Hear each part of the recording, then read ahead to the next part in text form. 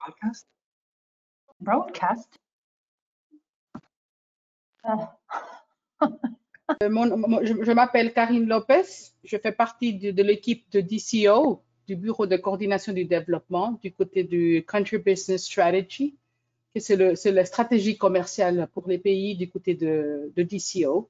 Moi, je suis le Boss Coordinator pour l'Amérique latine, et puis bon, je suis ici faisant partie de ce webinaire qui est organisé avec le PAM, surtout à cause de la langue, puis pour pouvoir faire un peu l'introduction à ce webinaire sur la mobilité commune et covoiturage des Nations Unies, que comme vous savez, ça fait partie des services communs à haut impact que DCO avec les agences est en train d'impulser pour le BOSS 2.0.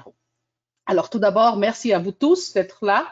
C'est vraiment très agréable, puis aussi très important du côté de DCO puis du côté du PAM de pouvoir faire ce webinaire en français pour pouvoir expliquer puis donner un peu plus d'informations sur ce que c'est alors la mobilité commune et le covoiturage des Nations Unies, puis surtout aussi comment vous pouvez impulser ou additionner ça dans votre BOSS, pas seulement dans les BOSS qui ont déjà été signés et qui vont être revus au cours de l'année, mais aussi pour les pays qui sont encore en train de développer leur BOSS.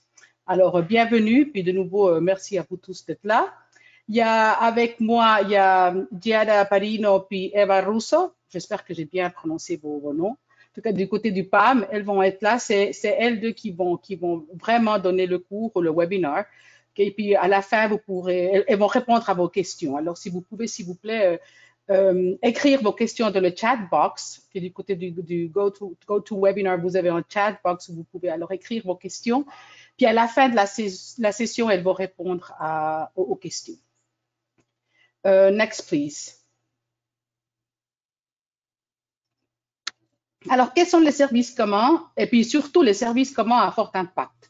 Alors, bon, tout d'abord, DCO avec les agences, on essaye de trouver des services communs on peut impacter ou puissent plus impacter le BOSS des pays. Puis c'est surtout des services communs qui ont des coûts élevés, des évitations des coûts assez élevés. Ça veut dire que si on les met en pratique, les agences puis les pays peuvent éviter des forts coûts du côté de l'opération, puis aussi du côté de programme une fois ça s'est installé ou implémenté dans le BOSS. De l'autre côté, c'est aussi des services qui ont une haute amélioration de qualité. Ça veut dire que la qualité des services va être hautement améliorée si on met ce service sur place. Puis bien sûr, il y a un lien avec les objectifs de développement durable, les ODD ou les SDGs, comme on dit en anglais. Alors ça, c'est aussi une condition des services à fort impact. Puis bon, la troisième condition, on pourrait dire, c'est des bonnes pratiques qui ont déjà été mises sur place par des agences. Puis alors, ce qu'on veut, c'est que des autres agences qui n'ont pas encore mis ces services en pratique puissent alors profiter de ce qui a déjà été fait par des autres agences, puis puissent aussi profiter d'une amélioration de la qualité des services, puis surtout aussi d'éviter des coûts, puis qu'il y ait un cost avoidance, comme on dit en anglais, qu'on puisse alors éviter des coûts, puis que l'impact de l'évitation des coûts soit assez élevé. Ce qui, à la fin, va faire une réduction sur les coûts opérationnels des agences qui va bénéficier alors ou qui va transférer une meilleure possibilité de fonds du côté programme. Next slide, please. Alors bon, les objectifs et l'avantage de la mise en place, bon, tout d'abord, c'est parce qu'il y a une standardisation. On simplifie le processus du BOSS. Comme vous savez déjà, le BOSS qui fait, c'est une stratégie, c'est une sorte de work plan, en plan de travail qui se fait alors, c'est qu'on travaille d'une façon collaborative, on collabore entre les agences, puis bien sûr, on simplifie les processus. De mon côté, les services à haut impact, ça appuie, ça aide beaucoup aussi dans ce côté-là. Comme on a parlé avant, bon, ça maximise les évitements de coûts parce que c'est des services avec un fort impact. Alors, ce qui veut dire qu'on a une forte évitation des coûts. Ça améliore la qualité des services, puis du côté aussi, ça renforce alors l'intégration des ODDs, SDGs, parce qu'on travaille plus avec le lien avec le côté programme, puis alors aussi pour pouvoir achever ce que c'est les ODDs. Puis bon, on utilise les données à échelle du système pour mettre en place les bonnes pratiques. Ça, c'est aussi très, très, très important. Puis l'idée, c'est de pouvoir aussi partager l'information entre les agences pour qu'on puisse apprendre d'une des autres, puis qu'on puisse mettre sur place. Alors, ce que pour une agence a fonctionné très bien, puis que ça puisse aussi fonctionner pour les autres. Next slide. OK, alors, que faire si vous avez déjà signé votre BOSS? Ça veut dire dans la plateforme 2.0, vous avez déjà fini votre BOSS, la phase de planification. Puis que faire si vous êtes encore dans le stage de développer le BOSS? Alors, bon, si votre BOSS est en développement, alors vous pouvez inclure ces services à haut impact ou fort impact. Vous pouvez alors profiter de ce moment-là, puis introduire ces services. Ça, c'est une... désolée, hein, mais est-ce que vous pouvez faire attention avec le screen? Je ne sais pas si c'est toi, Luis. Oh, merci, Luis Diego, c'est bon. Alors, tout d'abord, comme j'étais en train de vous dire, bon, si c'est un BOSS qui est déjà en développement, alors vous pouvez inclure ce service dans votre BOSS. Ça, c'est une option pour ceux qui sont encore dans la phase de développement. Puis ceux qui ont déjà terminé leur BOSS, que leur BOSS est déjà signé, bon, alors il y aura la revue. Comme vous savez, le BOSS, c'est une plateforme, puis c'est une stratégie qu'on va la revoir toutes les années. On va faire des corrections où chaque pays pourra revoir qui a été introduit au moment du développement, puis pouvoir faire ajuster l'information. Alors, dans ce moment-là où il y aura la revue, alors vous pourrez rajouter ces services-là de haut impact au moment où le groupe des opérations aura identifié quels sont les meilleurs services pour votre contexte du pays.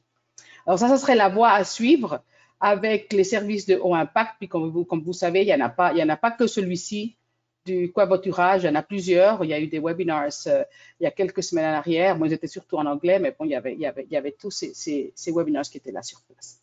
Bon, alors, moi, d'un côté, c'était bon, la fin de mon introduction. En tout cas, je vous remercie bien. Je vais passer la parole maintenant à mes collègues du PAM, à Diada et à Eva, qui vont faire la suite, puis qui vont vous expliquer un peu plus quel est cette magnifique service, comment que le PAM a mis sur place pour le covoiturage pour les Nations Unies. Alors, over to you, Diada et Eva. Merci beaucoup à tous. Merci Karine de ton introduction. J'espère que vous pouvez voir mes slides, mes diapositives. Oui, Jada. Ok, merci Eva. Je vais laisser la vidéo déactivée pour une meilleure qualité de la vidéo. Ok. Alors, bienvenue à tout le monde et bon après-midi et bonjour. Et avant d'examiner en détail les services des mobilités passagers et covoiturage des Nations Unies, je voudrais vous présenter un peu l'HUB et vous donner un peu de contexte dans le cadre de l'Humanitarian Booking Hub. L'Humanitarian Booking Hub a été établi en 2015 pour la prestation interne avec la ligne des hébergements. L'idée était celle de connecter toutes les guest houses qui étaient présentes dans le monde et d'avoir un système en ligne avec lequel on pourrait les gérer directement. L'idée a été très aimée par les collègues du HCR qui ont décidé d'adopter les services et ont demandé de s'y joindre.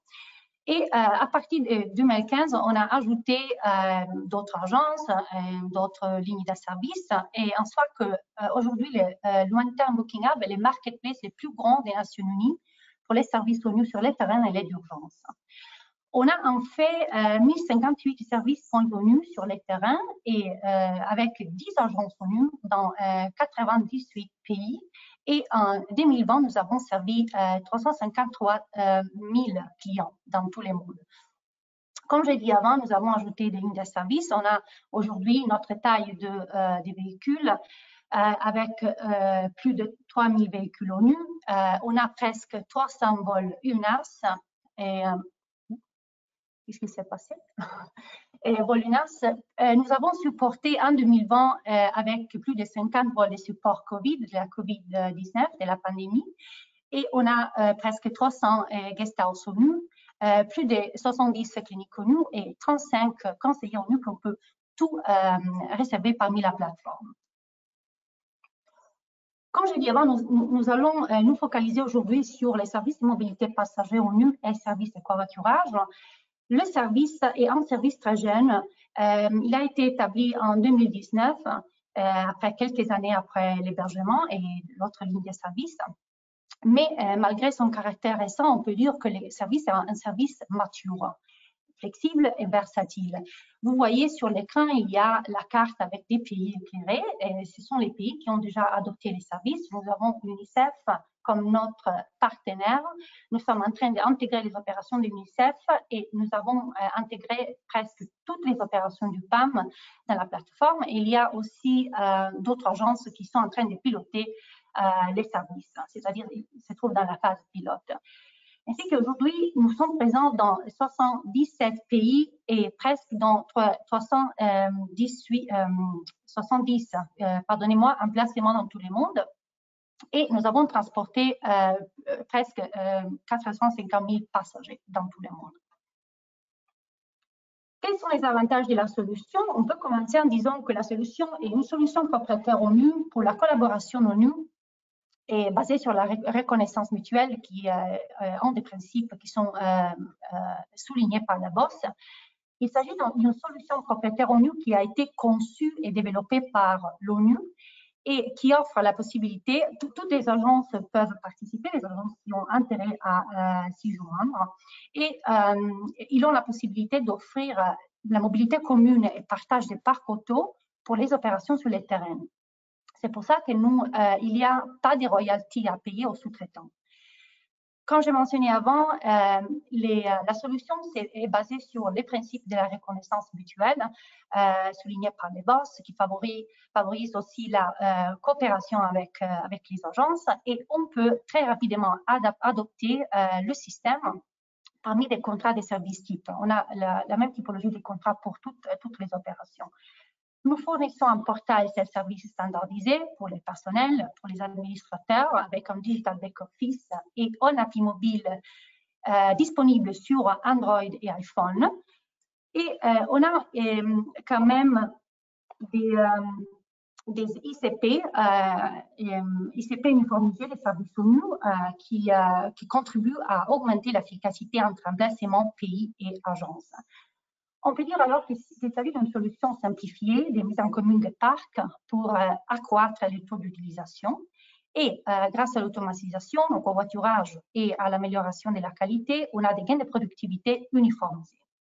Naturellement, il y a aussi une forte concentration sur la satisfaction client uniformisée à travers les retours immédiats pour trajet, c'est-à-dire que le client a la possibilité de laisser un feedback, un commentaire dès qu'il a utilisé une ligne de service et des questionnaires de satisfaction client qui sont distribués par notre team périodiquement. Et on a l'objectif d'améliorer continuellement les services grâce à l'échange des bonnes pratiques dans les systèmes ONU. Alors, qui peut bénéficier du service de mobilité passager et covoiturage ONU? Tout le monde, on peut dire. Ça dépend vraiment de l'intérêt de l'agence et de la structure de l'agence. On a identifié 3 scénarios principaux pour lesquels les services pourraient être bénéfiques. Il y a les agences avec véhicules, les agences sans véhicules et les OMT avec agences qui peuvent avoir ou pas avoir de véhicules. Il y a des avantages pour la prestation interne et des avantages pour les services en commun. Et en ce qui concerne les agences avec véhicules, ils peuvent digitaliser tous les processus de gestion des services internes avec l'innovation des services, l'informatisation des opérations, l'établissement des rapports, l'optimisation des trajets en commun et l'obtention des gains de productivité. Et ils ont une idée des données sur la capacité disponible, ils peuvent passer aux services en commun, c'est-à-dire ils peuvent offrir des services de mobilité à d'autres agences pour optimiser l'utilisation du parc auto et réduire la capacité de production non utilisée. Et naturellement, on peut obtenir des gains de productivité supplémentaires. En ce qui concerne les agences sans véhicule, il y a un très bon avantage pour cette typologie-là, parce qu'on peut utiliser les services de mobilité fournis par d'autres agences et éviter de louer ou acheter des véhicules et recruter des chauffeurs. Et cela apportera des gains d'efficacité, des gains de productivité quand même.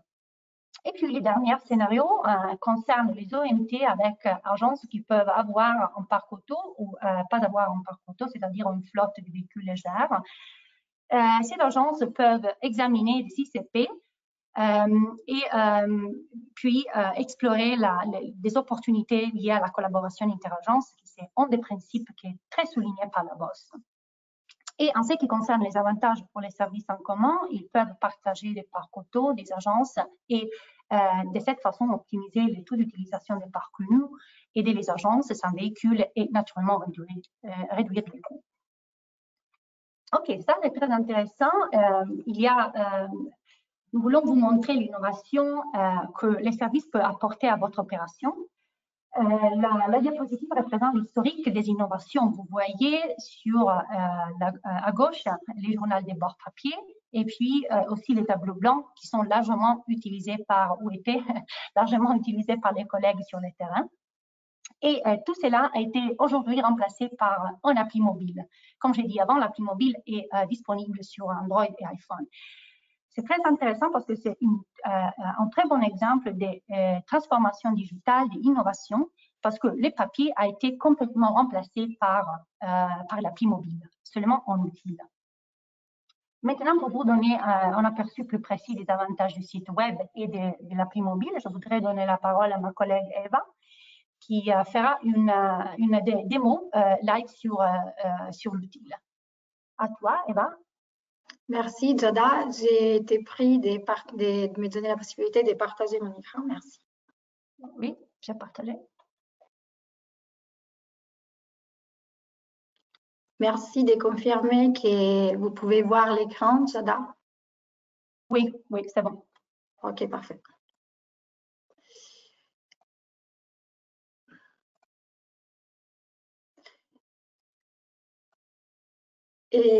Bonjour chers collègues, je vais vous montrer maintenant les sites internet. Nous sommes maintenant sur l'Humanitarian Booking Hub et vous pouvez vous connecter avec vos crédentiels. Et comme vous voyez ici à droite, vous trouvez tous les services que vous pouvez réserver sur l'Humanitarian Booking Hub. Et vous pouvez réserver vos services depuis la plateforme, mais comme Jada disait aussi, vous pouvez télécharger l'application mobile. Et nous pouvons aller sur cette fonctionnalité, explorer.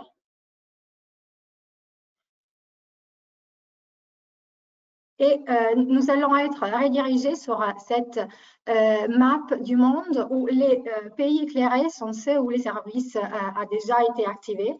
Et ici, vous pouvez voir, en passant avec les mouses sur un pays, tous les services qui sont actifs dans un certain pays. Donc, par exemple, maintenant, nous sommes sur les Soudan et nous voyons qu'il y a 20 bureaux du Soudan qui sont en train d'utiliser ces services de mobilité. Nous pouvons donc insérer les pays où on veut réserver notre service des chauffeurs. Dans ces cas, nous utiliserons l'Irak. Après, nous cliquerons sur Entrée. Et comme vous voyez ici, nous avons tous les emplacements de l'Irak qui ont nos services actifs.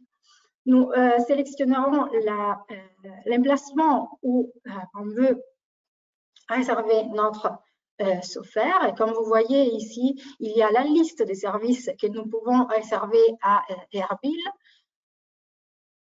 Nous cliquerons sur les services du PAM en ces cas et nous serons redirigés sur cette page des présentations du service d'Erbil. Donc, avant d'envoyer ma demande des réservations, je vais lire les informations concernant ces bureaux ici et après, je peux cliquer sur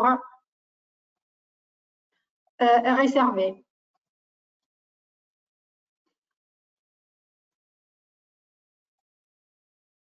Comme vous voyez, nous sommes maintenant sur les formulaires des réservations. Nous pouvons réserver pour nous-mêmes, mais aussi au nom de quelqu'un d'autre. Pour le propos de cette démo, je vais réserver pour moi et à partir de la deuxième fois que j'ai fait une demande de réservation depuis la plateforme, mes données seront automatiquement récupérées. Et donc, il ne faudra pas les insérer toutes les fois. Je vais donc sélectionner l'unité pour laquelle je suis en train de requérir ma demande de réservation. Je vais insérer les numéros des passagers. Et si je vais partager des documents, j'ai cette option ici.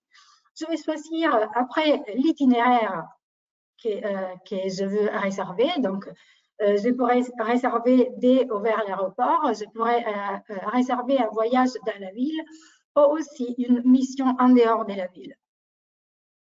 Je vais envoyer ma demande de réservation et le gestionnaire des flottes du bureau où j'ai réservé va prendre en charge cette requête. Mais maintenant, nous allons passer à la partie la plus innovante de la plateforme, c'est le Digital Office, donc le bureau digital, qui va permettre aux gestionnaires des flottes et aux responsables de gérer les demandes de réservation, mais la flotte plus en général. Je vais vous montrer maintenant les fonctionnalités que nous avons sur les bureaux digitales. Je vais sélectionner maintenant les bureaux digitales de l'Irak et de l'emplacement d'Erbil. Les collègues nous ont gentiment donné la disponibilité à entrer dans l'ère bureau digital. Et ici, vous voyez que nous trouvons toutes les fonctionnalités qui vont nous permettre de gérer notre flotte. Et nous allons voir ensemble comment nous pouvons traiter une demande de réservation. Donc, comme vous voyez ici sur cette section, dans cette section, nous avons toutes les demandes de réservation qui nous recevons. En bas, nous trouvons les demandes qui ont été acceptées, alors qu'à non, il y a les demandes qui nous devons traiter. Si je vais cliquer sur ces boutons rouges, je vais ouvrir cette page qui va me montrer les véhicules disponibles dans mon bureau sur la gauche. Et sur les calendriers, nous avons tous les voyages qui ont été acceptés pour les jours actuels. Non, nous voyons qu'il y a les détails de la demande de réservation que nous sommes en train de traiter et nous avons l'option d'accepter, modifier ou refuser ces voyages. Toutes les actions seront automatiquement notifiées par mail. Donc, si par exemple, maintenant je veux accepter cette demande de réservation, je vais bien sûr assigner les véhicules et les chauffeurs que je veux attribuer à cette course. Et je vais cliquer sur afficher l'aperçu. L'aperçu va apparaître sur les calendriers et si je vais confirmer et envoyer l'email, une notification automatique sera envoyée aux passagers et aux chauffeurs. Et je veux rapidement vous montrer la confirmation mail que les passagers vont recevoir. Donc, chez Eva, nous avons le plaisir de confirmer qu'un chauffeur vous a été attribué. Et en bas, je vais trouver toutes les informations concernant les chauffeurs et les véhicules que le gestionnaire des flottes a assignés à ma course. Mais retournons sur la page principale du Digital Office pour que je puisse vous montrer les autres fonctionnalités de la plateforme. Vous avez aussi les plannings du chauffeur. c'est une fonctionnalité très intéressante parce que ça va vous permettre de voir comment vos véhicules ont été alloués. Ça va vous permettre une planification de votre journée. Donc, ici, nous voyons que les collègues ont créé un covoiturage parce qu'il y avait, par exemple, ces deux voyages faits pour la même destination au même horaire. Si on a besoin de changer la planification, nous pouvons attribuer un véhicule et un chauffeur différent. Et nous pouvons sauvegarder les modifications sur les plans. Et aussi, si on a besoin d'insérer manuellement des voyages, nous pouvons cliquer 2 fois sur un espace vide du calendrier et insérer nous-mêmes des voyages manuellement. Par exemple, si nous voulons enregistrer des courses sans passagers, ou si nous avons besoin d'enregistrer des voyages récurrents.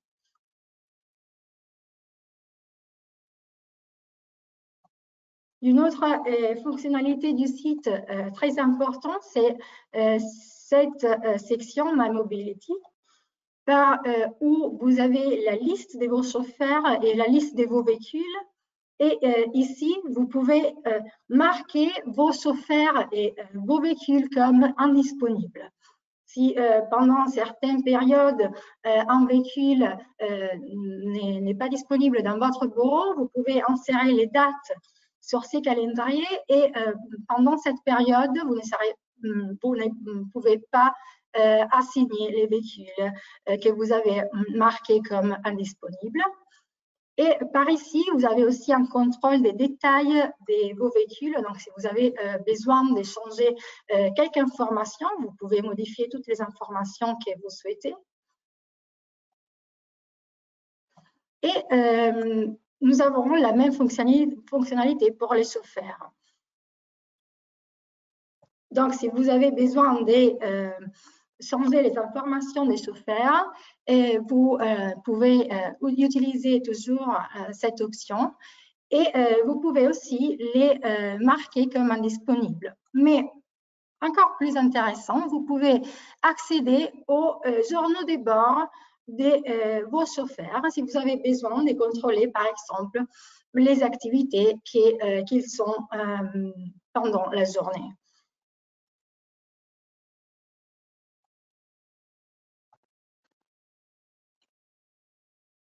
Et une autre fonctionnalité que j'aimerais bien vous montrer, c'est la table des prix. Et avec cette table des prix, nous avons pensé à une solution rapide pour piloter les covoiturages parmi les agences et en garantissant un recouvrement intégral des coûts. Vous pouvez ici choisir la catégorie, donc l'itinéraire des voyages pour laquelle vous voulez créer des prix. Choisir la typologie des voyages. Donc, nous avons divisé les voyages en ces longueurs, donc short, medium, long, générique. Et vous pouvez insérer les prix des voyages.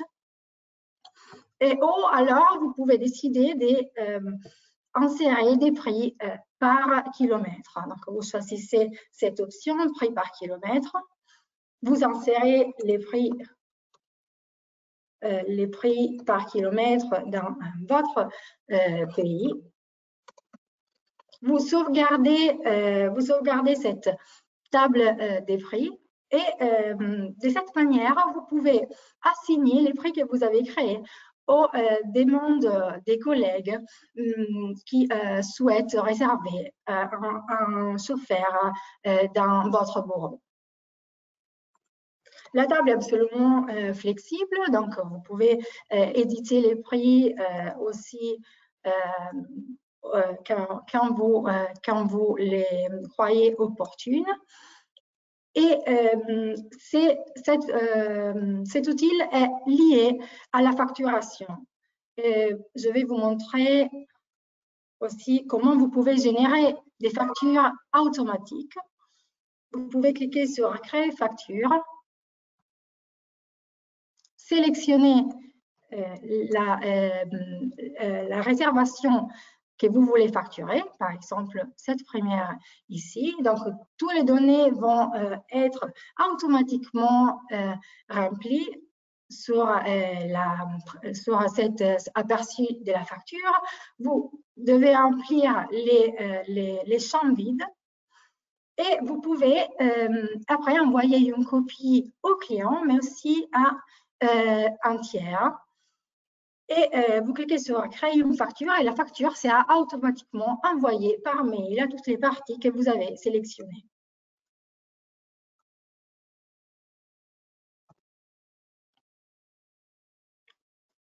Une section très importante qui va vous permettre de générer des rapports très précis sur votre service de mobilité, c'est la Reporting Area, la zone des rapports. Et je vais vous montrer la typologie des rapports que vous pouvez télécharger et exporter en Excel sur votre ordinateur.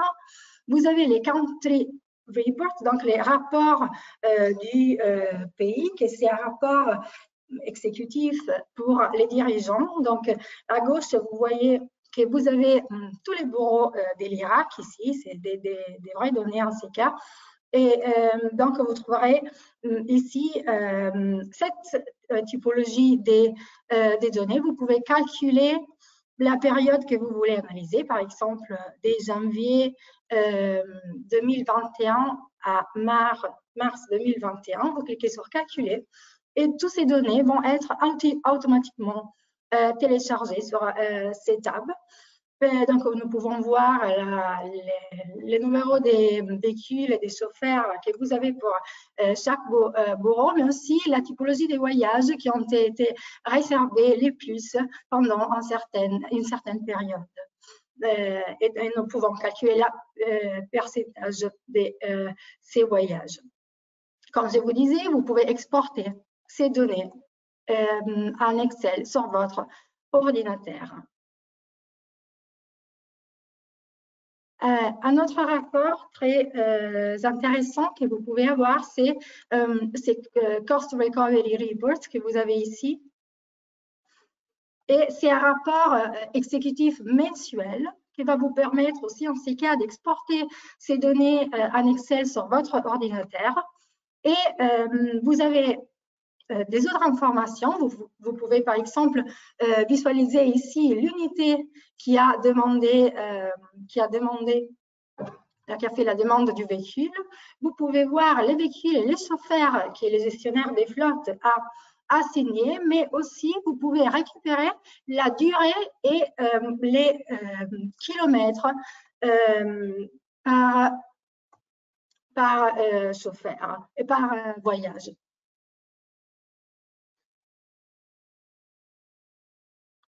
Et je vais vous montrer dans un instant comment vous pouvez avoir la durée et le kilométrage exact pour voyage.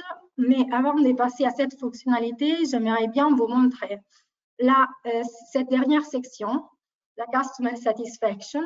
Et donc, les passagers, les clients qui utilisent les services peuvent aussi laisser un commentaire ou des feedbacks depuis leur smartphone quand ils terminent un voyage.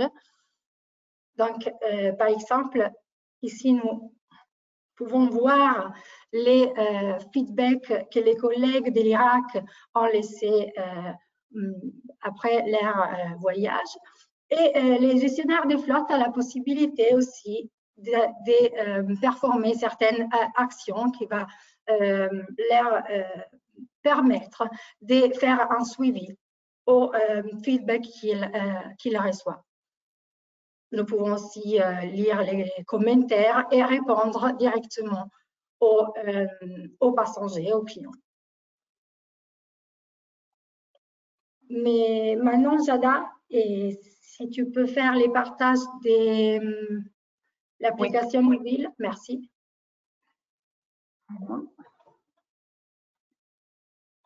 Bon, s'il te plaît. Okay.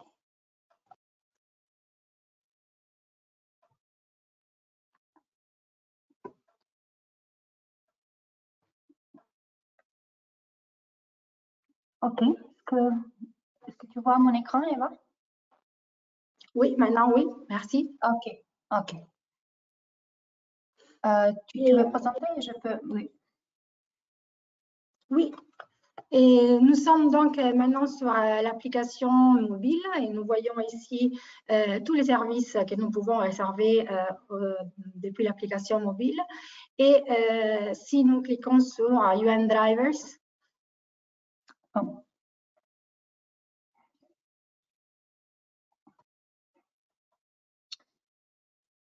Il y a un peu de retard. OK. merci.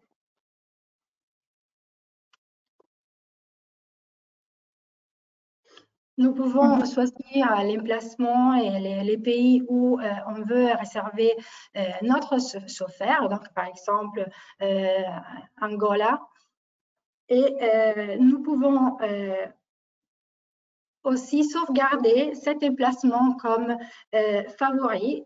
Et de cette manière, nous avons la possibilité de réserver de façon très rapide ces bureaux, un chauffeur dans ces bureaux, dans les futurs, dans la section que nous trouvons dans les menus en haut à gauche de l'application mobile.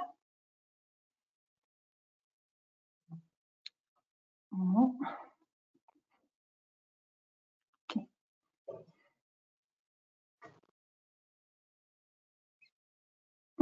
Tu peux procéder. Et donc, dans la section favoris, si nous rentrons dans la section favoris, nous pouvons retrouver ici les pays que nous avons sauvegardés et cliquer les chauffeurs directement dans ces bureaux qu'on a sauvegardés dans cette section. Une autre fonctionnalité très intéressante que nous avons à disposition, c'est mes réservations.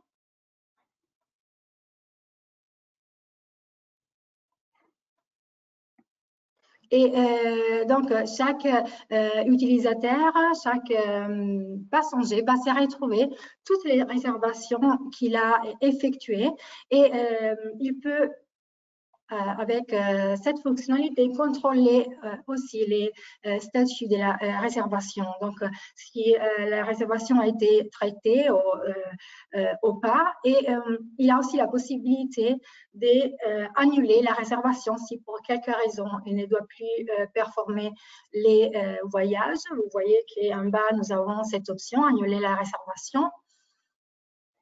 Mais Jada, si tu as sur les menus, merci. Oui,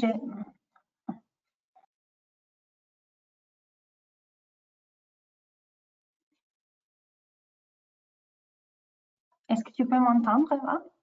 Oui, maintenant, oui. OK, OK. OK, c'est plus trop tard pour l'annuler. C'est pour ça que on va montrer simplement comment. Et si nous pouvons retourner sur les menus, merci. Ouais. Vous avez aussi la possibilité de modifier votre profil. Si par exemple vous changez votre numéro, si vous voulez mettre à jour vos données. Mais la fonctionnalité la plus importante, c'est bien sûr les journaux de bord pour les chauffeurs que nous pouvons utiliser en mouvement sur notre application mobile. Donc, chaque chauffeur a un accès à réserver au journal de bord. Et comme vous voyez, nous pouvons retrouver ici toutes les courses que le gestionnaire des flottes nous a assignées. Donc, nous pouvons voir les courses du jour, mais si on va en bas, nous allons pouvoir contrôler aussi les courses que notre gestionnaire des flottes nous a assignées pour les jours futurs, mais si j'ai besoin de contrôler les courses que j'avais dans le passé, j'ai aussi cette possibilité et je peux vérifier en cliquant sur l'aperçu d'une course tous les détails, donc l'itinéraire et tous les détails. de la course. Et j'ai aussi la possibilité d'appeler directement les passagers si pour quelque raison il ou elle est en retard ou il n'est pas en train de se présenter. Donc, avant d'aller chercher les passagers, en tant que chauffeur, j'ai la possibilité, je dois cliquer sur les boutons « Commencer la course ».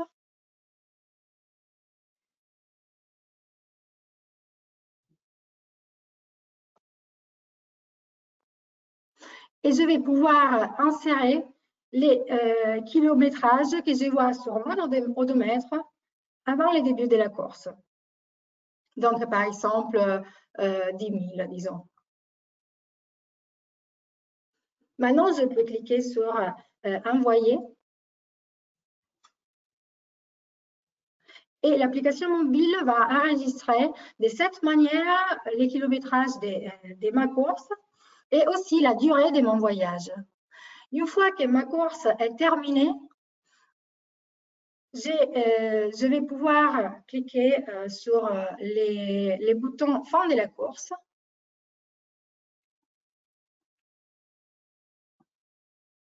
Et maintenant, je peux insérer les kilomètres que je vois à la fin de la course. Donc, par exemple, 2005.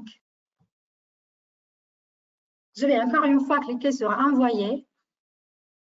Et de cette manière, ces données seront automatiquement enregistrées sur le Digital Office des responsables du service. Donc, ils vont recevoir les numéros exacts des kilomètres et de la durée du voyage.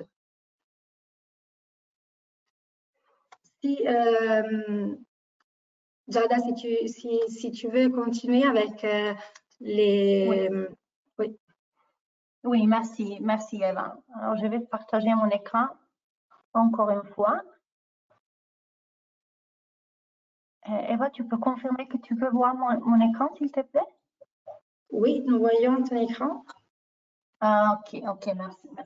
Ok, cette diapositive-là montre simplement que nous avons également simplifié certaines procédures en sein de la COVID-19, en sein de la pandémie.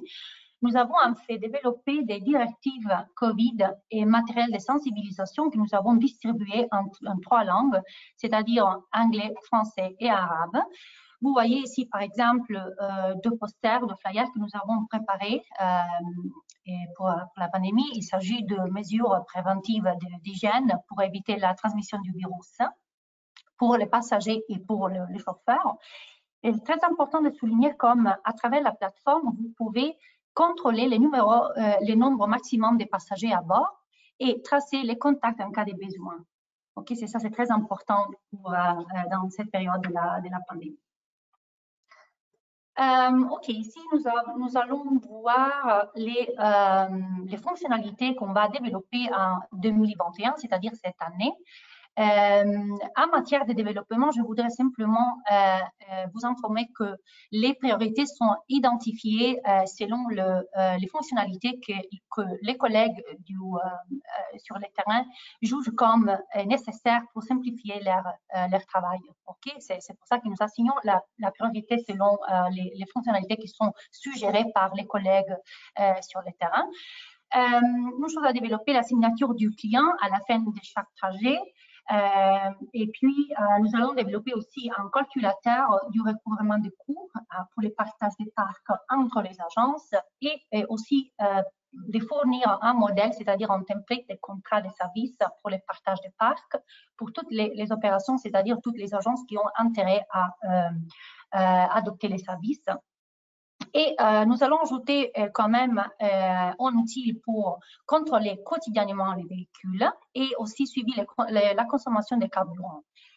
Et quand même intégrer des données GPS à travers les téléphones portables, les systèmes de localisation et l'OBD. Et puis, il y a des fonctions spécifiques pour les pays que nous appelons les pays L3, c'est-à-dire les zones d'urgence. Ça, c'est nos développements pour cette année-là. Cette diapositive est très, très intéressante au niveau des ONT parce qu'il vous montre comme s'il y a plusieurs agences qui utilisent la même plateforme, on a accès à des données très importantes, très intéressantes, et qui permet la comparaison des ICP, par exemple. Ces données-là sont confidentielles et sont à titre indicatif. On va voir simplement la carte, par exemple, la carte des pays avec les trajets, puis la typologie des transferts. Par exemple, dans cet exemple-là, on va voir que la plupart des transferts des courses a été faite pour les déplacements en ville.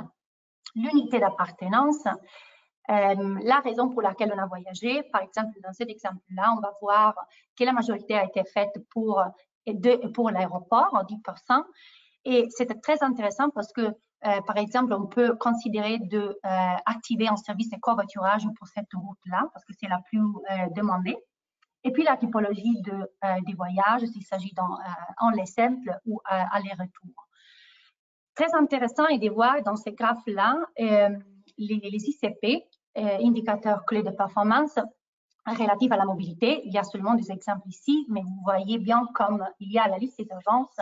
Ces données-là, il était possible d'extraire ces données-là de chaque hub. Okay? Ça, c'est un des avantages pour utiliser une unique plateforme qui peut être utilisée par beaucoup d'agences. Et dans cet exemple-là, on voit la liste des agences, comme je disais, les passagers qu'on a transportés, les réservations qu'on a gérées, mais aussi les nombres de trajets et puis les passagers par trajet et les trajets par véhicule.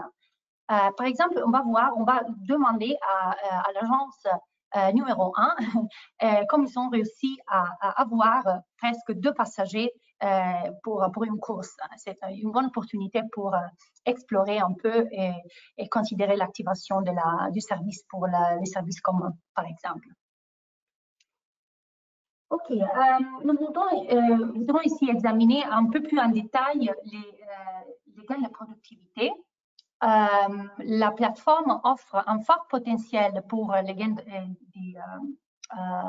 des productivités qui peuvent être répartis en 4 grands domaines. Le premier, c'est le gain de temps, c'est-à-dire qu'en utilisant la plateforme, vous avez la possibilité de gagner du temps. Et en fait, l'informatisation des services évite de nombreuses actions ou réduit leur durée, naturellement. Quelques exemples, c'est je ne sais pas, la réservation en ligne, la récupération automatique des données du client, les emails automatiques, les plannings numériques pour chauffeurs, les ICP, les rapports mensuels automatisés, etc. En ce qui concerne la réduction des coûts, on a une efficacité accrue pour les systèmes ONU et naturellement une réduction des frais généraux. Parce que augmenter les partages des parcours auto et les trajets qui sont en commun signifie moins de trajets et naturellement des coûts des fonctionnements qui sont baissés. Et le recueil de données opérationnelles permet l'optimisation des parcs à travers des modèles qui s'adaptent à l'ensemble des véhicules, naturellement. Et puis, il y a le troisième domaine, la troisième partie, qui concerne les taux d'utilisation accrus et les covoiturages, facilité par la réservation en ligne, par les processus de la réservation en ligne, et la mise en commun du parc auto entre agences diminue la capacité de production non utilisée. Et naturellement, il y a aussi l'amélioration de la qualité avec une expérience client nettement améliorée, comme Eva et moi ont expliqué avant. La gestion simplifiée des services au niveau des emplacements des pays et des agences ONU qui participent, qui ont adopté les services, et une transparence et fiabilité accrue.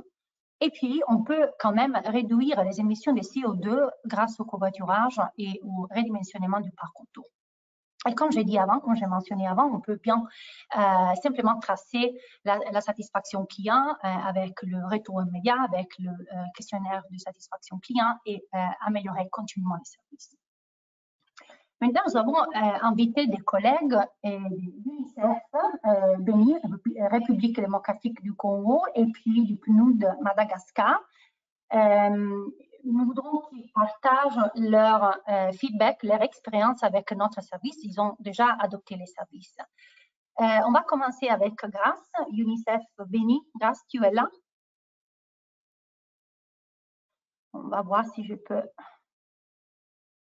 Oui, je suis là. Ok, C'est bien salut là? Grace. Bonjour, Oui, Yoda. c'est moi. Salut. Je peux confirmer que tu m'entends 5 sur 5? Oui, oui, je t'entends bien. D'accord.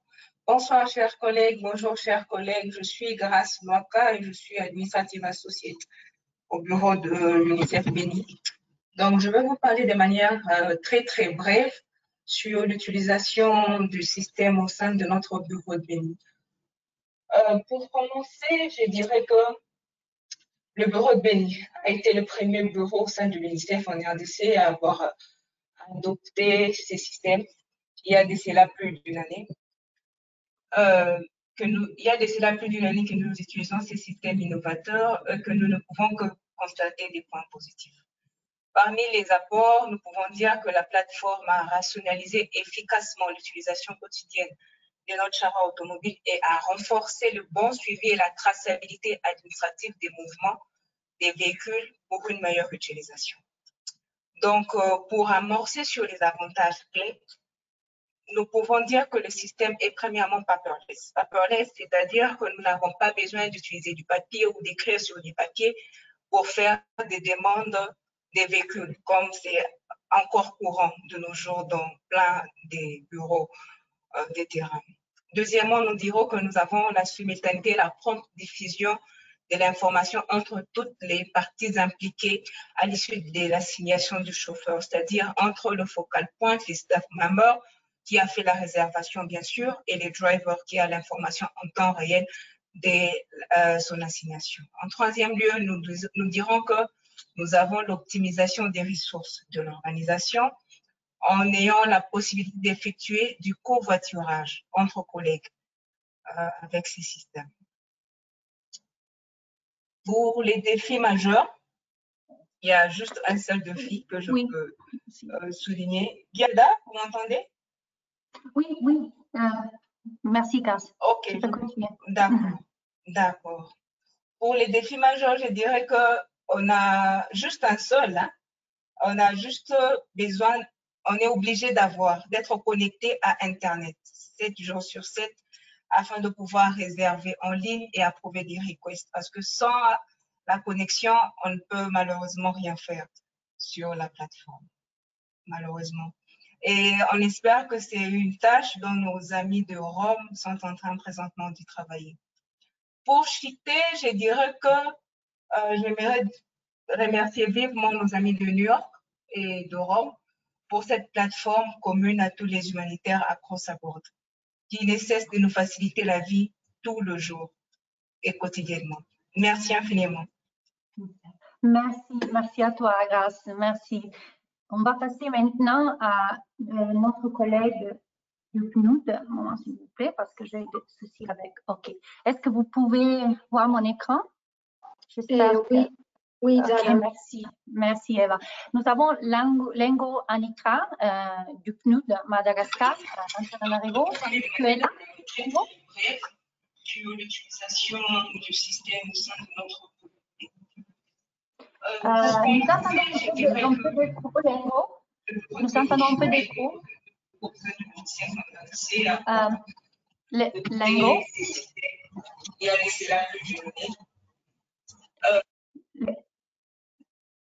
Lengo, vous m'entendez? Allô? Lengo, tu es là?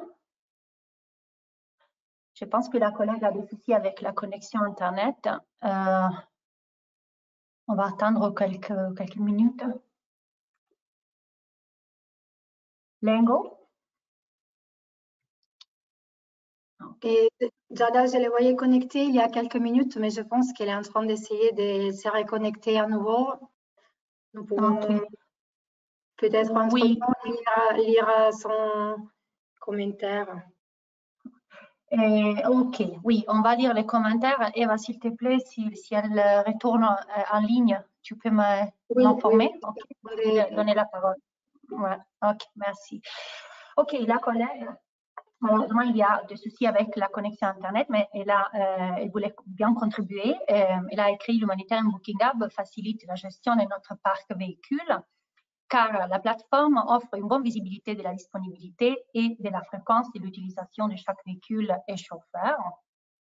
Et en ce qui concerne les avantages clés, la collègue a écrit transparence de la gestion du parc et la fiabilité des données, que c'est très important.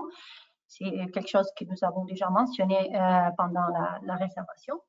Et comme défi majeur, la rapidité dans la gestion de la notification par mail pour un traitement immédiat des requêtes. Et naturellement, on doit gérer les notifications, les réservations pour temps. Parce que naturellement, les clients attendent notre réponse. Et puis, la nécessité d'avoir une connexion Internet tous les jours, tous les temps, et qui est liée naturellement aux outils là.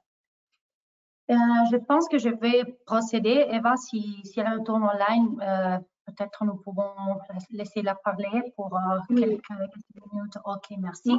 Malheureusement, elle n'est pas connectée. Elle n'est pas disponible. OK, merci. Je vais continuer avec la présentation. OK. Et ça, c'est seulement pour résumer les avantages et les avantages du service de mobilité passager et covoiturage de l'ONU. Les services s'inscrivent dans les BOSS et parce qu'ils favorisent la plateforme favorise la collaboration, la coopération entre agences, comme nous avons déjà mentionné. On peut voir ici trois étapes. La première, c'est la digitalisation de la prestation interne des services. Nous avons vu qu'il y a l'innovation dans l'expérience des utilisateurs, une gestion simplifiée des services et le traçage de la satisfaction client, que c'est très important parce que le client est au centre de notre attention. Ce qui concerne l'étape numéro 2, le recueil de données uniformisées, on peut bien comparer des ICP de chaque opération, l'évaluation des gains d'efficacité possibles et l'amélioration continue de la prestation des services. Et puis, la dernière étape, l'étape numéro 3, l'exploration des opportunités pour la collaboration. Il y a l'opportunité de partager des données uniformisées entre les agences qui participent et qui ont adopté les services, et quand même le partage des biens, par exemple des guest house et véhicules en commun, et naturellement une augmentation de l'efficacité. Et on peut dire simplement que les services s'inscrivent dans la stratégie des activités opérationnelles de la BOSS, et avec un point clé, que c'est cela de l'analyse des opportunités et l'analyse des coûts-avantages. OK. Et si vous voulez nous contacter pour tester les services, vous pouvez le faire pendant un mois, complètement gratuitement, pour découvrir les avantages et les gains d'efficacité. Vous pouvez télécharger l'appli mobile de l'Humanitarian Booking Hub. La présentation sera distribuée par DCO. Les liens seront disponibles d'ici peu. Vous pouvez quand même consulter les notes pratiques qui seront distribuées quand même et naturellement échanger avec les collègues PAM UNICEF sur le terrain, des commentaires, des feedbacks. Si vous avez des questions spécifiques aux collègues qui ont déjà adopté les services, vous pouvez les faire bien sûr. Et vous pouvez contacter notre team et pour déployer, développer, adopter les services dans votre pays, dans votre emplacement. Nous avons une boîte email dédiée, c'est globalmobility.wfp.org. Nous pouvons aussi organiser une démo pour vous, pour le meeting avec les ONT, les agences ou les responsables locaux. Merci à tout le monde pour l'attention, pour votre patience. Et je dirais, nous pouvons maintenant ouvrir la séance demande questions. Eva, oui, il y a des collègues qui aimeraient poser des questions. Je vois Augustine Matsungu. Augustine, si vous voulez poser votre question, allez-y.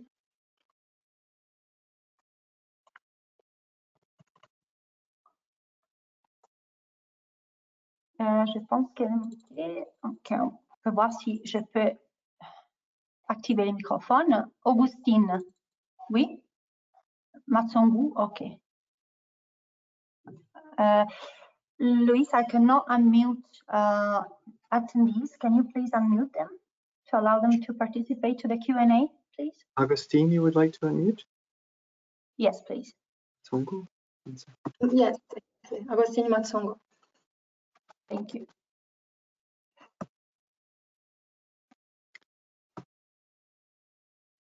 I'm sending the request for her to unmute, but she has to unmute on her end. OK. Augustine, tu peux parler si, pardon, si vous voulez, vous pouvez parler maintenant, mais les microphones sont coupés.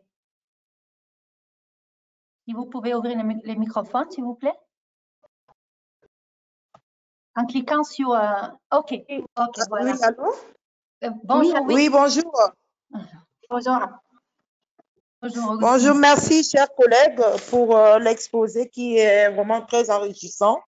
J'avais deux questions, en fait, pour ces échanges. Je voulais savoir, surtout pour le service commun de convoiturage, puisque c'est un service au Gabon qu'on a en vue pour le développement, le BOSS, qui est encore en phase de développement. Je voulais savoir, dans l'expérience partagée par le PAM, quelles sont les difficultés auxquelles vous avez été confrontés pour la mise en œuvre du service commun de convoiturage et combien de temps cela vous a pris pour le mettre en œuvre?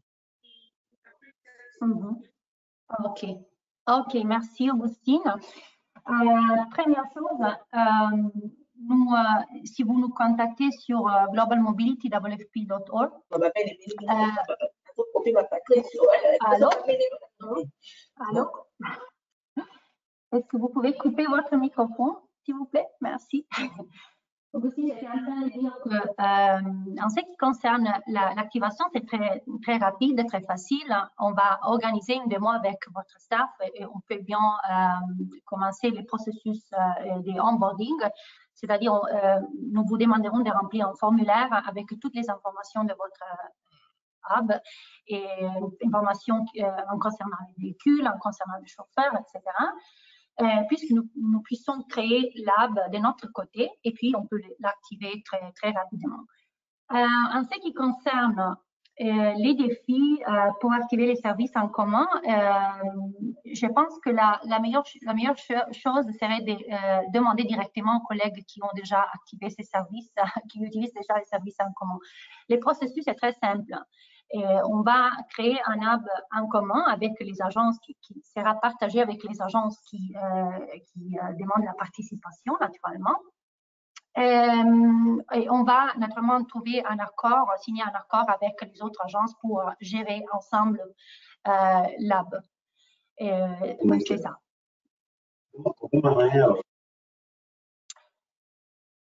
J'espère que j'ai répondu à votre question, Augustine. Est-ce qu'il y a d'autres questions? Oui, non, c'est parfait pour moi. Merci. Oui, je vois qu'il y a une question de la partie de Diane Manzongui. Si nous pouvons laisser Diane Manzongui la possibilité d'utiliser les microphones. Luis Diego, can you unmute Diane Manzongui? Thank you.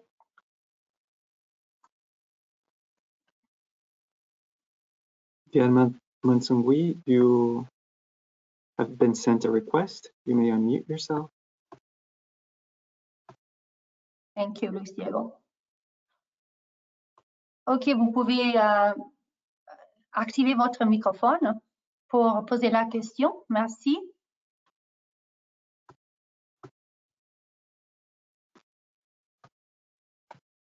The floor is yours, Diane. Oui, I have explained that, but si vous cliquez, s'il vous plaît, sur les symboles du microphone, vous pouvez, parce que le microphone est encore coupé, vous pouvez poser la question. I think it was unmuted and I don't know. Now it's unmuted, but they can speak. OK. Allô, vous m'entendez? Allô? Peut-être qu'il a des soucis avec la connexion Internet.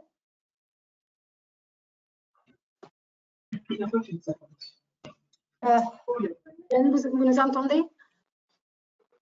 Oui, Allô? oui, on vous entend, oui. On t'entend, Guetta. Oui, OK. S'il y a une question, le microphone est ouvert maintenant. Non? OK. Eva, tu vois d'autres participants qui ont des questions? Je vois Augustine Matsung, non, Armel Didas aussi qui voudrait prendre la parole.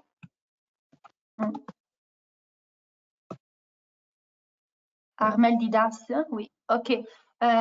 Louise, can you please unmute Armel? The floor is yours. Thank you. OK. Armel, si vous pouvez, s'il vous plaît, activer les microphones, vous pouvez bien poser la question maintenant. Oui? OK. Allô, vous m'entendez? Armel, le microphone est actif, mais je ne peux pas vous entendre. C'est bon? Oui, c'est bon, Nous vous merci. entendons maintenant. Merci. Excusez-moi, je voudrais savoir, on avait reçu un formulaire à remplir. Il fallait renseigner notamment les noms des chauffeurs, contacts et peut-être adresse email, les types de véhicules aussi. Je voudrais savoir si ce formulaire, on le renseigne pour tous les véhicules d'un pays ou bien chaque bureau renseigne, met ces informations. Parce que quand je prends le cas du Cameroun, UNICEF Cameroun, nous avons un bureau central et des bureaux de zone. Est-ce qu'on remplit pour le bureau central et les bureaux de zone? Vous devrez avoir chacun son formulaire, remplir son formulaire et envoyer. Merci. OK, merci. Eva? Oui. Merci Armel pour la question. Donc, vous pouvez remplir les formulaires pour chaque bureau. Donc, pour chaque emplacement, vous pouvez remplir un formulaire pour activer les services dans chaque bureau. Donc, dans les country office, mais aussi dans les field office. Merci. Si vous avez des autres questions, Armel? Non, c'est bon, merci. Je voudrais juste cette précision. Ça va nous permettre de remplir pour le bureau du Cameroun. Merci. Merci beaucoup. Je pense qu'il y a une question de Ali Ismail. Louise, can you please unmute Ali Ismail? Oui, Ali, vous pouvez parler? Thank you. Ali, vous êtes là? Si vous pouvez activer les microphones, s'il vous plaît. OK. Bonjour. Bonjour. Oui, nous, en fait, la question, c'est d'abord vous remercier pour la présentation et on aimerait savoir s'il y a des coûts afférents pour l'utilisation de l'application.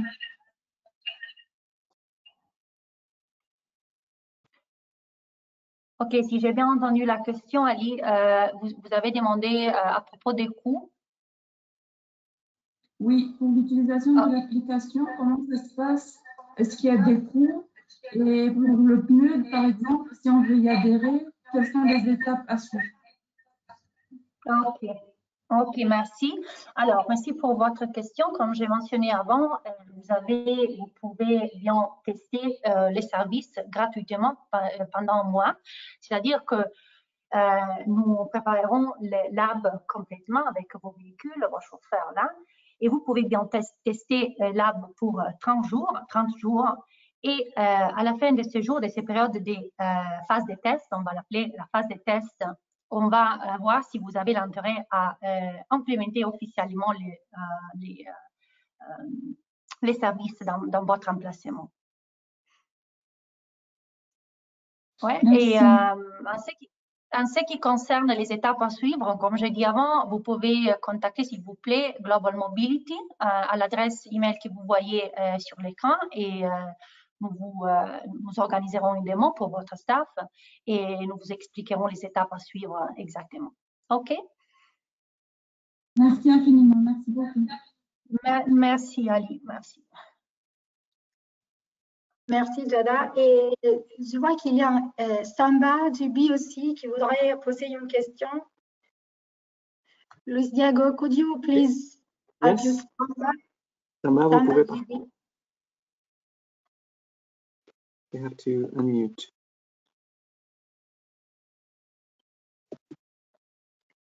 Allô, vous m'entendez?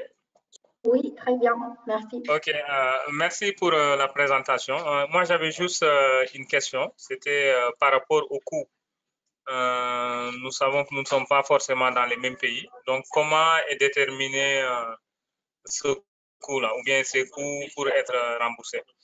Le covoiturage aussi, si c'est le staff qui utilise les véhicules, par exemple, comment il procède par rapport au remboursement? Est-ce que les remboursements se font localement, ou bien est-ce qu'il y a une autre façon de le faire? Merci.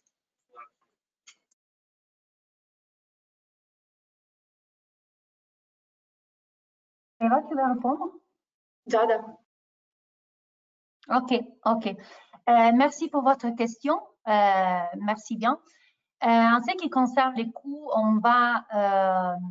les coûts sont basés sur le nombre de véhicules, ok, mais il y a des modèles flexibles et on peut discuter des coûts directement dès que la phase de test est terminée.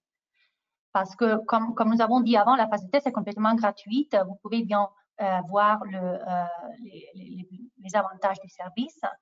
Et puis, si vous décidez de l'implémenter, on peut discuter des coûts. Et naturellement, si vous voulez implémenter les services pour les services en commun, les coûts seront divisés par les participants, c'est-à-dire par les agences qui participeront à l'AB en commun.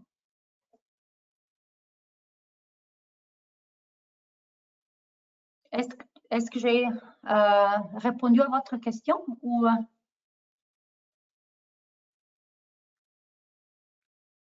allô? Oui, allô, et le remboursement se fera comment?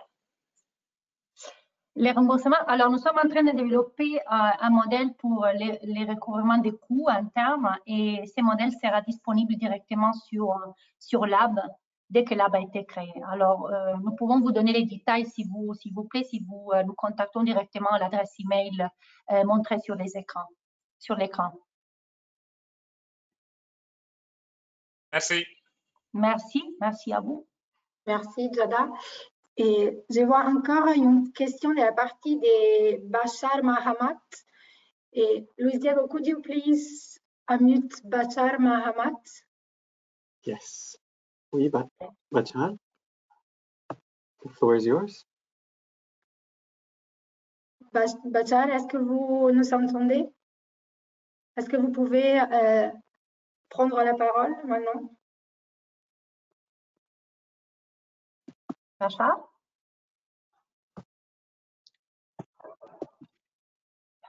Si vous cliquez, s'il vous plaît, sur les microphones, parce que c'est toujours coupé.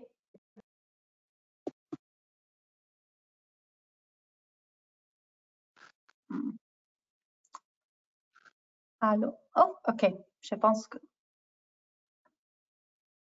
Non. Ok. Ok. Bachar, yes. Vous êtes là? Je peux voir votre microphone qui s'est actif maintenant, mais je ne peux pas vous entendre. Bachar, vous êtes là?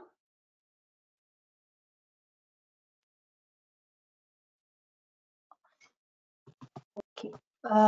Est-ce qu'il y a d'autres questions, Eva? Il y a Souira Berish. Louis, si tu could unmute Souira Berish, il va poser sa question. Louis. Oui. Oui, je vous entends. Ouais. Bonjour tout le monde. Merci beaucoup, collègues, pour cette présentation qui est fort intéressante. Mais c'est vrai que on avait eu une discussion. Donc, je suis Souira Berry, je travaille au bureau de Dakar de l'UNESCO. Et en fait, on n'a pas, je vais revenir encore sur les coûts parce qu'on n'a pas vraiment une idée très claire par rapport aux coûts, comme vous dites. Oui, tout dépend du nombre de voitures, du parc et du nombre d'agences. Mais est-ce qu'on peut avoir une idée déjà avant de s'engager de cette estimation, comment est calculé ce coût que un de nos bureaux a trouvé assez important, peut-être parce qu'il n'y a pas beaucoup d'agences forcément, mais on aimerait bien avoir au moins une estimation pour savoir en fait quel est ce coût et comment est calculé ce coût qui est très important pour nous les opérations. Deuxième question, j'ai regardé aussi, c'est pas très clair pour moi par rapport à la price list. Donc vous dites c'est calculé par rapport donc au price list. Donc si je comprends bien, on n'a pas tous la même price list, non? Le PNUD au WFP, ou peut-être que nous, on fait aussi par du coût. Donc, où vous dites aussi, ou sinon avec de kilométrage, c'est pas très clair pour moi pour déterminer en fait le coût de l'utilisation, par exemple, de projets de l'aéroport au bureau ou autre, ou une mission. Est-ce qu'on pourrait avoir plus de clarification par rapport à ça? Et dernière chose, je n'ai pas très bien saisi aussi, et c'est ma dernière question, excusez-moi, c'est aussi le paiement. Comment se fait le paiement? C'est-à-dire quand la personne, le client, donc la personne, le staff qui va en mission, qui revient, comment est le mode en fait de paiement? Comment il paye en cash, en carte? Comment c'est débité? Et j'aimerais bien avoir plus de précision par rapport à ça. Je vous remercie beaucoup.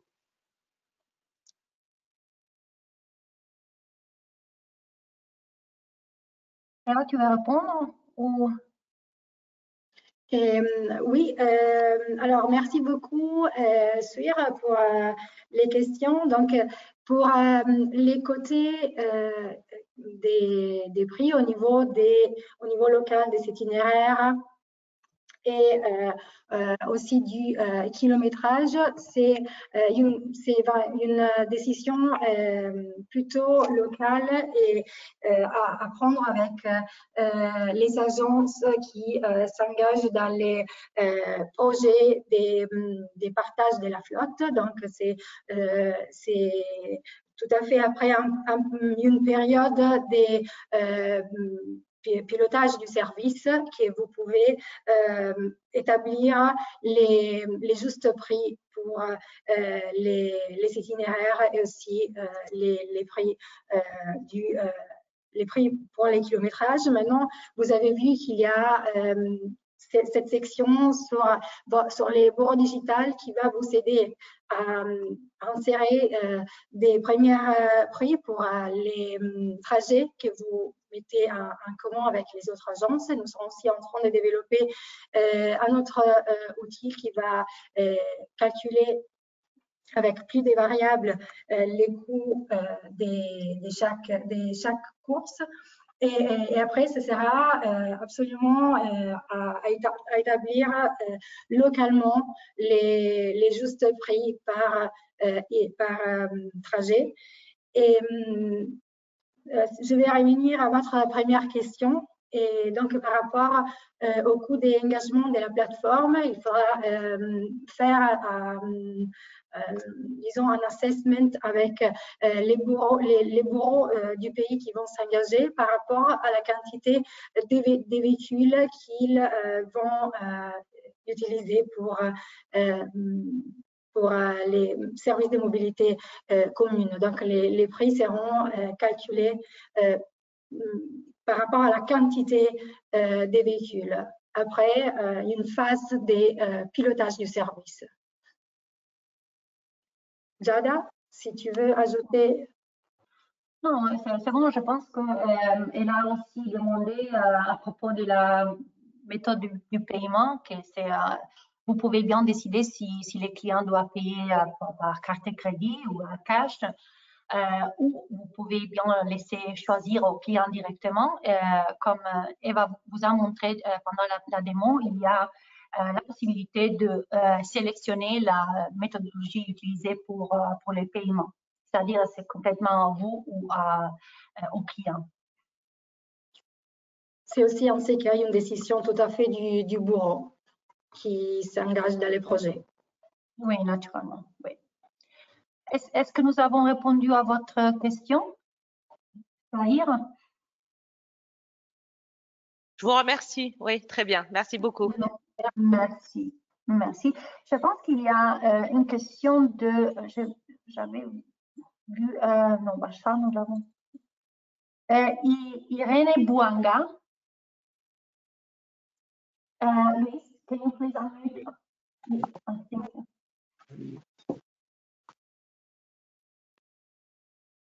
Irène, vous pouvez parler maintenant. Ah d'accord, ok. Je disais merci beaucoup pour la présentation et je vous dis au passage bonjour à tout le monde.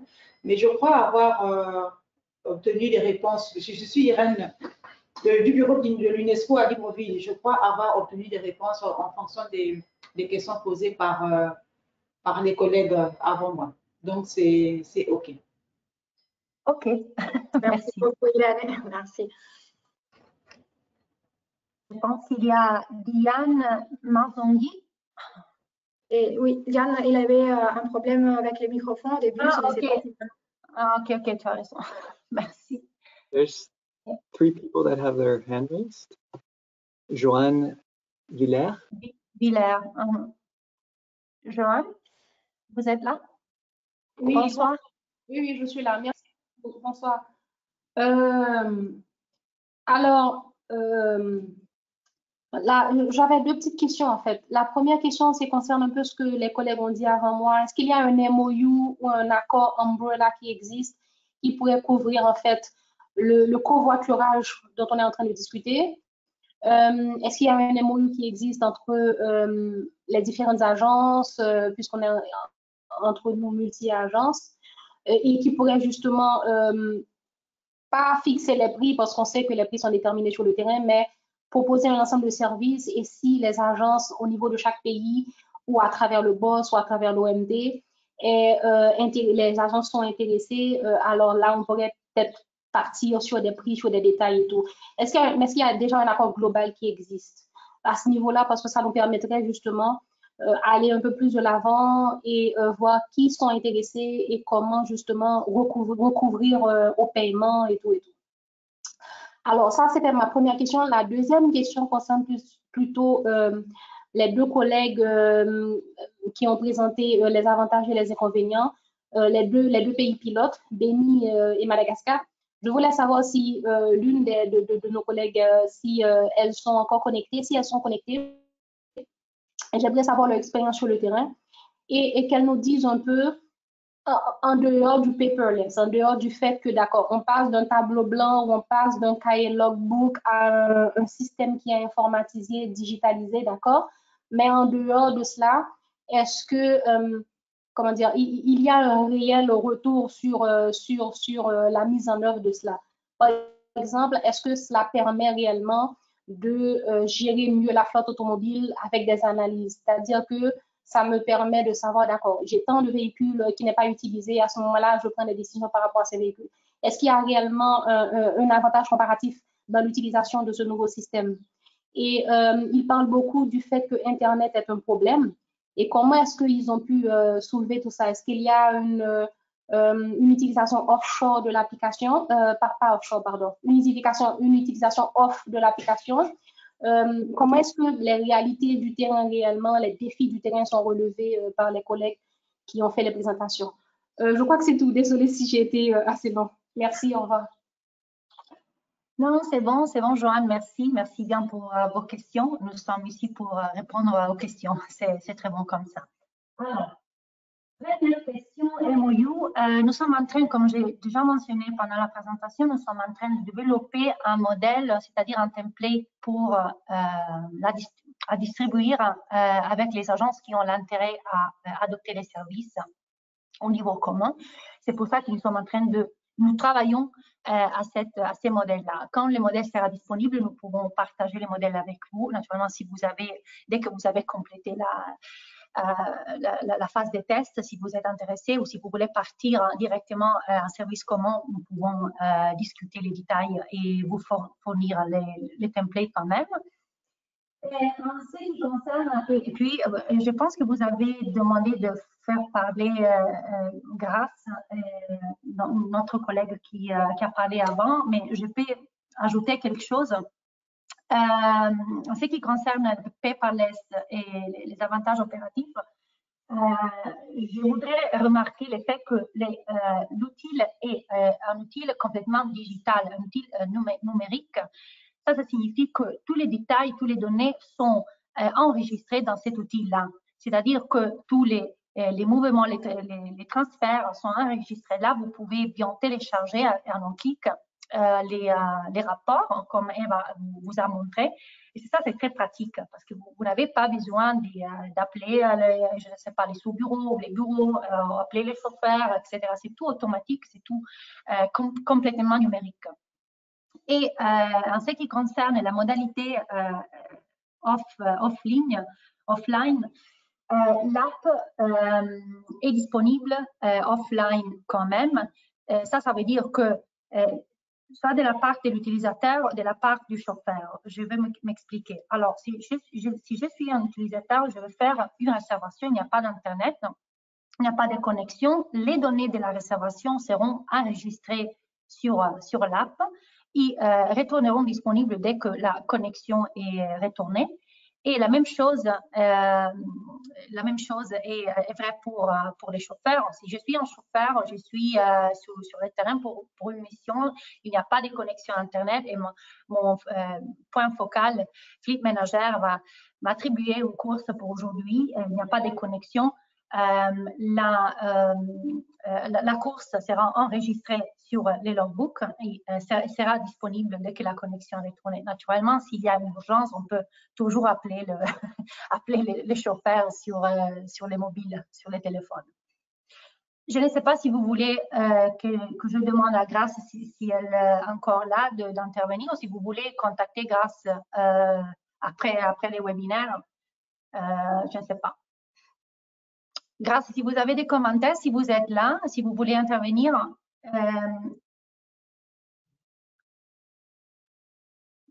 Je ne sais pas si elle est encore là. Je vous suggère de vous mettre en contact avec elle directement. Et Grâce travaille pour UNICEF, République démocratique du Congo, à Béni. D'accord, c'est bien noté, merci. Merci à vous. There's still 2 questions. I know we're almost out of time, sorry. Okay. If they can ask the questions and Allô, then Geda? together. Allô? Oui. Geda, excusez-moi, j'avais un petit souci avec mon micro. Vous étiez en train de dire Grâce, excusez-moi. Ah, ok. J'avais un sérieux souci avec mon micro. Ok, si tu as des commentaires, tu peux le faire. Vraiment, oui. Merci. Bon, j'aurais préféré plutôt, vu qu'on a beaucoup à échanger là-dessus par rapport à la question de la collègue, si elle peut me contacter en bilatéral, comme ça, je vais essayer de la briefer de manière beaucoup plus étendue là-dessus. Qu'est-ce que tu en penses? Oui, je pense que c'est mieux parce que nous n'avons pas beaucoup de temps. Oui, nous courons derrière le temps, effectivement, et on n'a pas assez une marge de manœuvre devant nous. Je préfère, c'est quoi le nom de la collègue, s'il te plaît, si tu as retenu? C'était quelle collègue, s'il te plaît? Je vais te contacter, il n'y a pas de souci. Ah, ok. Merci beaucoup et à bientôt. Merci pour ta disponibilité. Je pense que nous avons un peu de temps pour une autre question ou 2 questions. Oui. Il y a aussi Ali Ismail. Je pense elle a déjà parlé avant, je pense.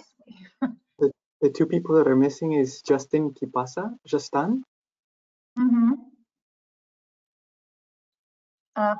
Yeah. Okay. The floor is yours, Justin. Oui.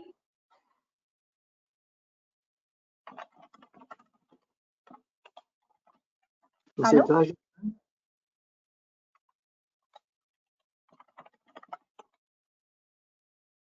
Ok, non. Irénée? Non, c'est bon pour moi, comme je l'avais dit.